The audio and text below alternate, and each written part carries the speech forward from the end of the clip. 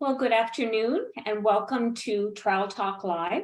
My name is Nancy McDonald. I'm going to be the moderator for today. Heather Clemenson is also part of our team today. She will follow your questions in the chat, and that's where you can put your questions, and we'll be answering them at the end of Judith's presentation.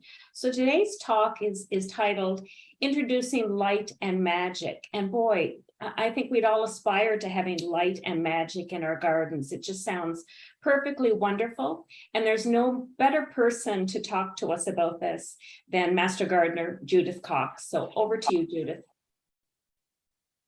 Thank you so much, Nancy. That's very kind. I have a talk here that says whimsy in the garden. And that is how I'm going to define the magic that's going to be happening in your garden. Your garden is what feeds you. It gives you purpose. It gives you pleasure. It gives you fun. And why not make it a little magical as well? We're going to be exploring the ideas of imagination, light, and, of course, magic. Whimsy is defined as capricious humor or disposition, sort of extravagant and fanciful. I like to see it as playful, and I think playing in your garden is a fun thing to do. Now, I got gifted a gnome one year, and I've put him here in a pot with a purple potted pole bean, and he's doing quite well. I like gnomes in the garden from here to there. I think if you have like 27 gnomes, that might be a bit much, but one or two scattered about can add lots of interest and playfulness to your garden.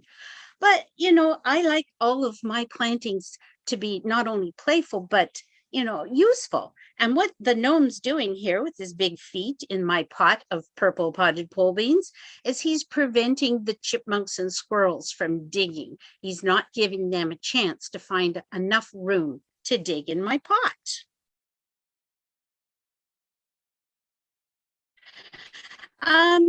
Imagination that we have in our garden is up when you're thinking, what can I do to add some fun and some interest into my gardening space?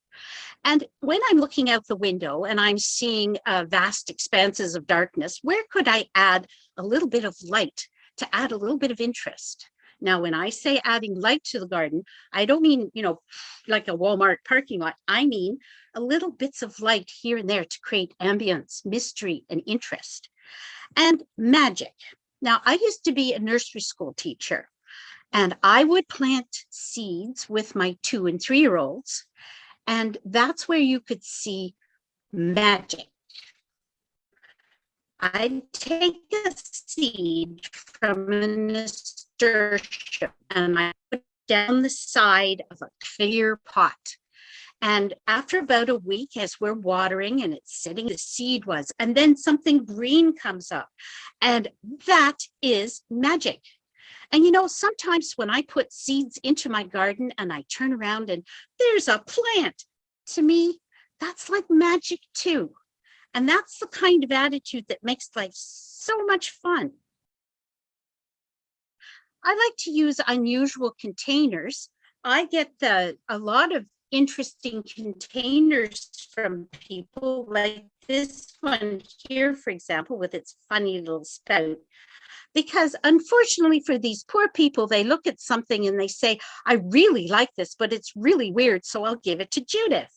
Why not keep the really weird for yourself and have some fun in your garden? Makes it really interesting.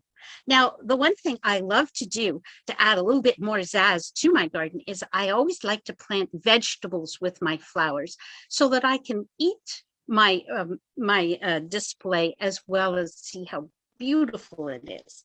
There's a little tomato tucked right into here.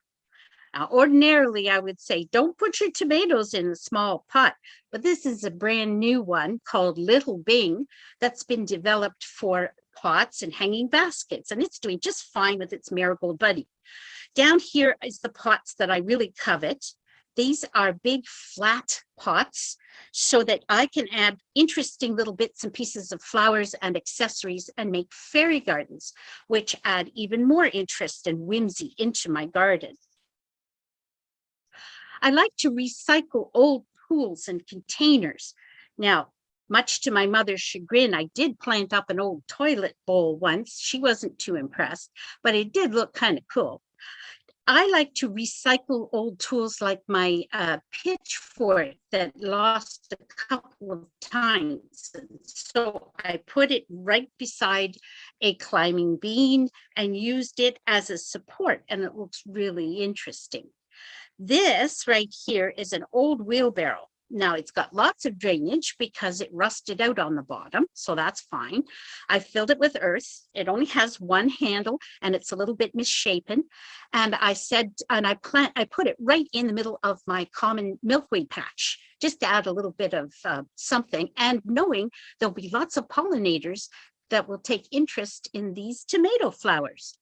I put it in there for my son because he wanted to try a garden and he loves snapdragons. So all around here are all sorts of different colors of snapdragons.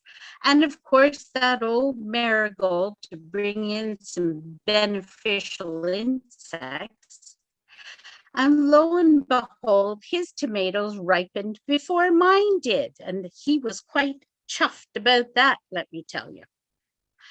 This particular one was when I was visiting a friend who was downsizing on a pool, and this housed a motor. It's a big hunk of hard plastic.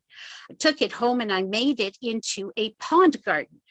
Now it sprung a leak after about 5 years, so I thought I'll just make it into a regular garden. Unfortunately, even though it was leaky as a pond, it wasn't enough drainage as a garden. So I had to poke a lot of holes. Now you can see here how everything is developing really well. But in this particular case, if you're going to do an interesting little garden besides so many tasty things for squirrels and chipmunks, you've got to be prepared. So I thought maybe the gargoyles would be scary enough, but not really. So the first thing I did is I chose, because it's in partial shade, I have a heritage spinach that's going up these things here. It's just about ready to scoot up. And over here, I have a curcumelon, or a little fairy watermelon. It tastes kind of like a sour cucumber. It's very yummy. And then I stuck in some chives later on as well. But I had a vast expanse of earth. So I planted the seeds for the spinach and the curcumelon. Then I planted radish seeds all over, and then I put in a whole whack of sharp, because the sharp sticks will make sure that the earth is more difficult for squirrels and chipmunks to dig in. After a while, the radishes grew within a week actually, and as they grew, I was able to take out the sticks. The scent of the radish was not to their liking, plus all of the fuzzy leaves covered the surface of the earth. Then I was able to remove radishes as they became ripe. All my other plants are starting to grow, except as you see here, there's a big radish plant that I've let go to seed. It's covered with little pink flowers right now. Then it's going to have little green seed pods that will turn brown. And then if you've got somebody who's young and inquisitive, if they touch those little brown seed pods, boom, they explode. How cool is that? Exploding radishes in your garden. Nothing more fun than that. There's your whimsy right there. I also put fairy gardens in and around my garden. I find it's a great way to introduce the idea of pollinators to people, because they think honeybees. There are so many different pollinators. This is when you can say, well, there are beetles, there are butterflies, there are all sorts of different native bees as well. And you can say, yes, the fairies love to visit the houses. Maybe they'll have tea, but what they really want are flowers where they can rest and catch a ride on a passing pollinator. For your fairy gardens, of course, you're going to need various elements like air. So I represent that with a pinwheel, water, and this is very important. This is a bee waterer right here. I put in a shallow dish and I filled it with stones and then water. That way, the bees, butterflies, dragonflies, other things that come by for water, they won't be in any danger of drowning. It's difficult for any of those insects to get a good drink out of your bird bath because it's very deep. And if they slip or they get their wings wet, then they're in trouble. Here, they're getting fresh water every day. Yes, I change it every day because that disturbs the surface tension of the water, making sure that I don't have mosquito larvae forming. The other thing I want is fire. If I put little candles in there, sometimes leaves will catch fire, so not the best idea. So I represent fire with this color, yellows or reds, and I found this funky little monarch butterfly light up thing at the dollar store, and I thought, well, that's kind of fiery, fun. And earth I represent with the stones or with earth itself. You don't want metal in a fairy garden. They don't like that. I also put fairy gardens at the very back of my property so that I can look at back and see something that's sparkly colorful, and it gives me a really good feeling. This is portulaca. Portulaca is a bees like it. I've seen many bees on my portulaca, but the main thing is my hose doesn't reach back there and I don't have to worry. This only gets rainwater and it does just fine. It's one of those plants that you can put in a really difficult, hot, dry area. I really like to put it in a pot. I prefer that because in some instances it will self-seed and I don't really want that. But I've never had that happen to me, but it's happened to other people. Your whole garden can be like a fairy garden, like a little whimsical adventure. I put little fairy doors here and there. This one I see every day when I go to the mailbox, and it just is just so cute. I wonder, is anybody home in there? And in the wintertime, I try to clear it off just because, you know, that's a big job. I also put it at the back on some of the stumps. This is what I got for my birthday. It's called a fairy stick, and it's beads and sparkly things on a pole, and it's a lot of fun. But I leave my stumps. I have stumps that have bees living in it. I have quite a few beneficial insects, lots of beetles.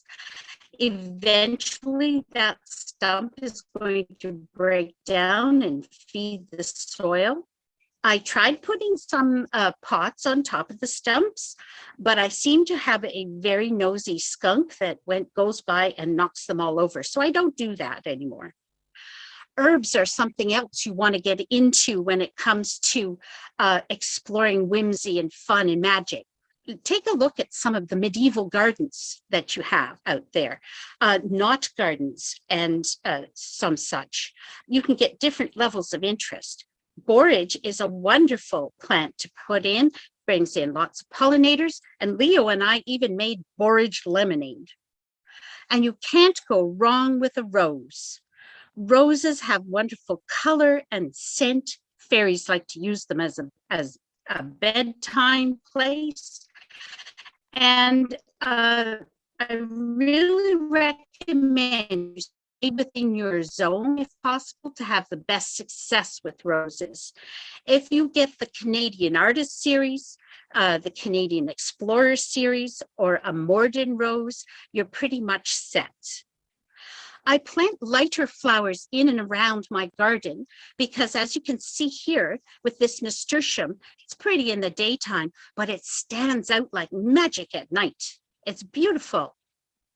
I put solar lights in my fairy gardens when I can, and you can see it goes from a sweet little garden to something kind of ooh, scary boo at night, thanks to this little solar torch.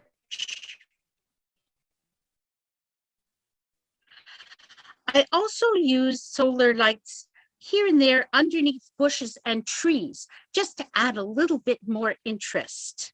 The one thing I love about solar lights is that you can see it has a very limited range here.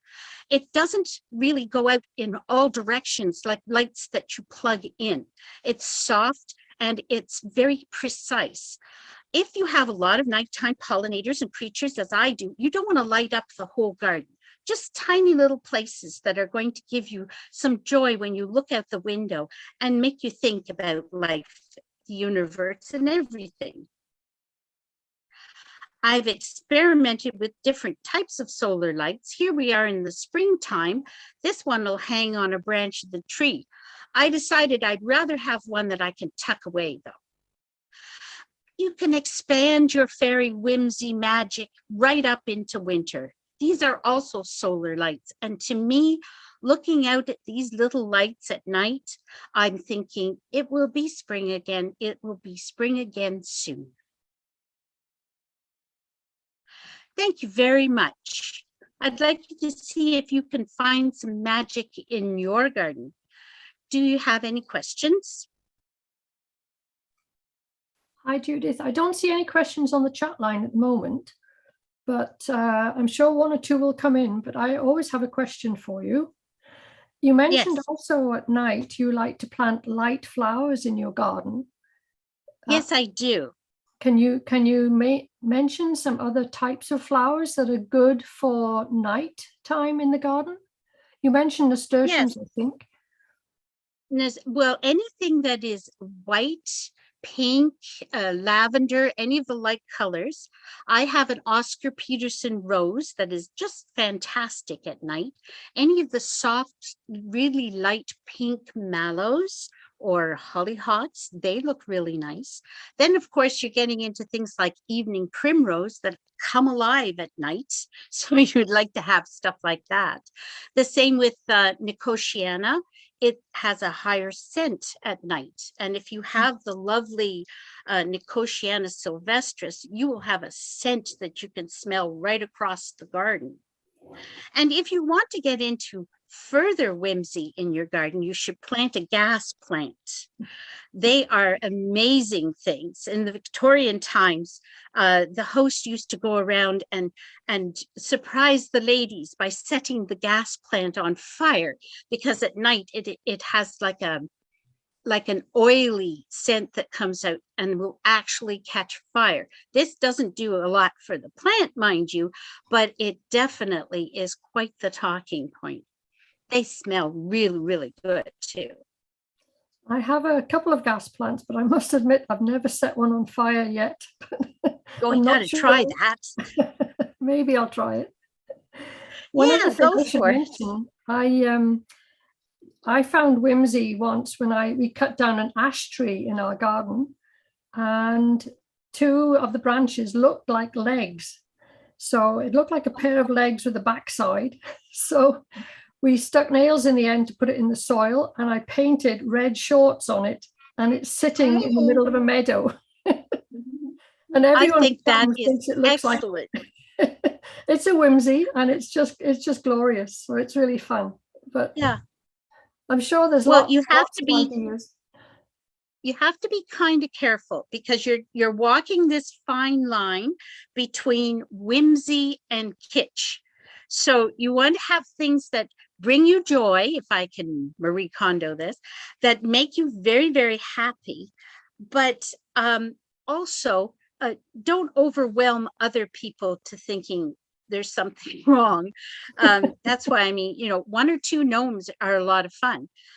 But when I get things like that, I get a lot of strange things from people. Like I said, I put them in with things. I don't leave them all by themselves to stand out there. When I got a glow-in-the-dark Yoda carrying a crystal ball, I thought, I put him right in the middle of the tomatoes, and he fits in there really well. Okay, we have two questions now on the chat line. The first one from Darlene is, are there particular things that you have tried for adding whimsy in your garden that you would not recommend? Well, definitely not goutweed. Sorry. I'm overwhelmed with goutweed right now.